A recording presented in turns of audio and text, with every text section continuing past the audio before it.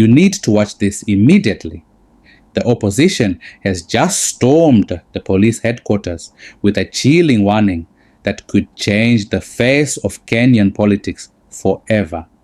They are claiming a high-level plot to assassinate Rigathi Gachagua exists and have named the specific leaders and police units involved. They've given the government a hard deadline, and the stakes couldn't be higher. Take a look. We were mobilized by 2 police vehicles from the county of Nairobi to go all the way to Nyeri to kill Rigathi Gachagua. We shall call for mass action. The church, Kenyans, kila mahali. Because this is clear. If we don't stop this thing now, there will not even be any election. We know these are scare tactics.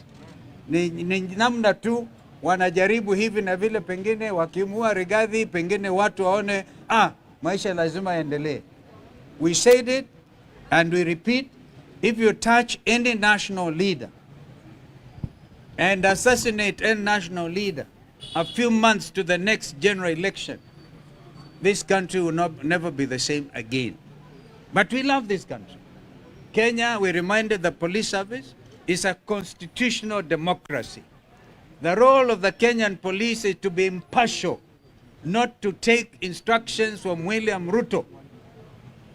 The letters we have dispatched are addressed to even William Ruto himself as a chair of the National Security Council.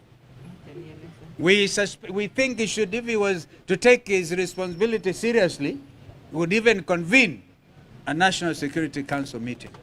The IG is the first respondent. We have put the others there. Hiyo list mutapatiwa kwa media.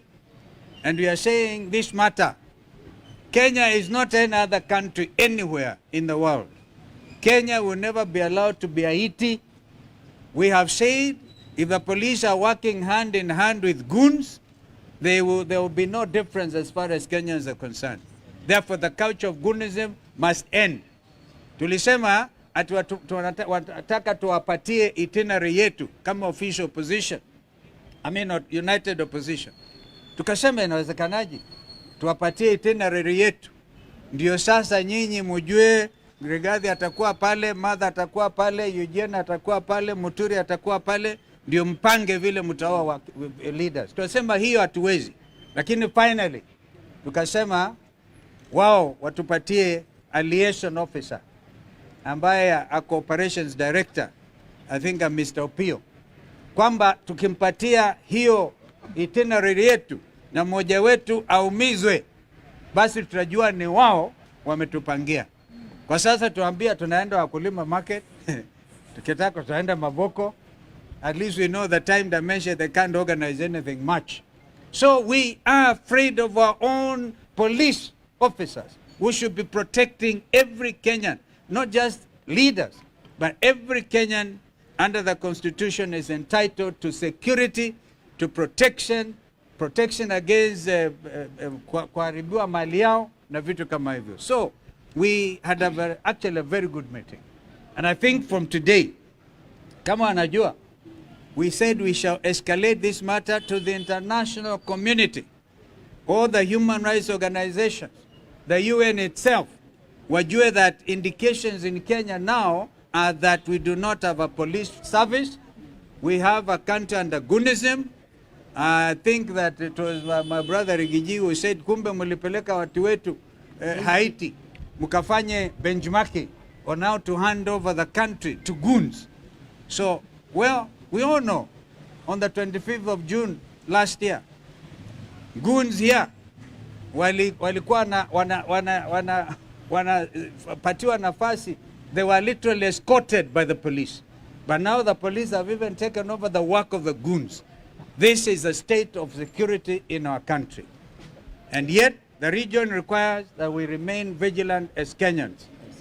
Thank you. Now, I think my sister can add. I think the bottom line, we are telling the National Security Council, chaired by Dr. William Ruto, and of which the IG is a member, that they must rise to their constitutional duty to ensure that Kenya is governed and security is provided in accordance with the Constitution. We want the National Police Service to get out of Goonism, to get out of dirty political work, to go back to their mandate, utumishi kwa wote, to provide security to everybody irrespective of their political affiliation. We want demonstrable action within the next 2 weeks so that when we come back on the 16th, if there is nothing to demonstrate, that we are back to the rule of law, to obeying the Constitution, then as Kenyans, we know we are on our own and we can take the next step. We are also telling them, get out of electoral matters.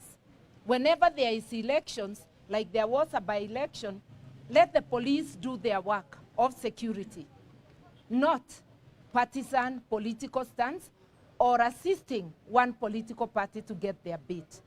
I do not think we need to go on.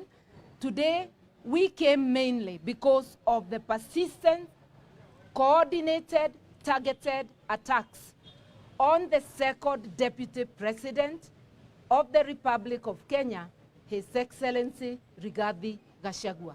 Let him say what he said inside there. Thank you. I think we have faced the IG head-on with his people and looked at him straight in the eye and told him that the attack at Wetima Church on Sunday in Othaya was not an ordinary attack. It was an assassination attempt targeted towards Rigathi Gachagua, sanctioned by William Ruto, planned by Kipchumba Murkomen and Eliud Owalo, and a special squad of police officers called Nairobi Sierra of 12 officers was dispatched to eliminate us in charge. We have told the IG that before we come back on the 16th, those members of that unit need to be arrested and disarmed and taken to court, and he must give that assurance. And we have said that if this situation continues after 16th, hatutakuwa na lingine la kufanya ni kuitisha maandamano katika Jamhuri ya Kenya until Kipchumba Murkomen is removed from office, IG Kanja is removed from office, and the two DIGs are removed from office, and the National Police Service can be put back into order. 2 vehicles were sent from Nairobi by the regional police commander, one from Buruburu Police Station, another one from Makadara Police Station. Hao ndio walisafirisha hao maafisa ya polisi ambaye majina yao yote tumewapatia, na tungetaka wachukue hatua, hao maafisa wakuwe disarmed na wapelekwe kotini. Na tutarudi, na kama haitawezekana basi tutauliza Wakenya wajitokeze until things are restored. In the meantime, we have resumed our political activities. Saa hii tunaingia CBD, tutarudi Othaya on Sunday, tutakuwa pale Gituge on Sunday, na tumeambia police officers kama hawataki kulinda mikutano yetu wasikuje kusaidia wahuni. Yeah? Wasikuje kusaidia wahuni. Ndio sisi tuweze kuendelea. Kwa hivyo sisi tuko hapo na hivyo ndivyo tutaendelea. Asanteni sana. Thank you. I think just to add one thing, ya kwamba we are entering an election year and democracy can only be exercised when we have strong institutions and where we have a secure environment. Yesterday with IEBC, we raised issues of concern from the opposition, and tomorrow we are expecting that what we have gathered here from the police, action will be taken, both by the police to ensure there is security, IEBC to ensure that there are proper preparations for the next general elections. Violence has become an existential threat to our democracy, and we've seen it in Chwele, we saw it in Malava, we saw it in Othaya last week, we saw it in Gilgil, and we are saying enough is enough. Thank you. That was a massive political bomb that essentially declares the end of politics as usual in Kenya. By explicitly naming senior leaders and a special Nairobi Sierra police unit as the architects of an assassination attempt in Othaya, the opposition has moved from mere criticism to a direct legal and physical confrontation with the state. They've characterized the current National Police Service as a collection of goons for hire rather than a constitutional body. And by setting a strict ultimatum for March 16th, they are effectively counting down the days to a total national shutdown. This isn't just a press conference, it is a declaration that if the safety of national leaders isn't guaranteed, the upcoming election cycle will be met with unprecedented mass action that will ensure the country is never the same again. Let me know in the comments if you think this is a necessary stand for democracy or a dangerous escalation toward chaos.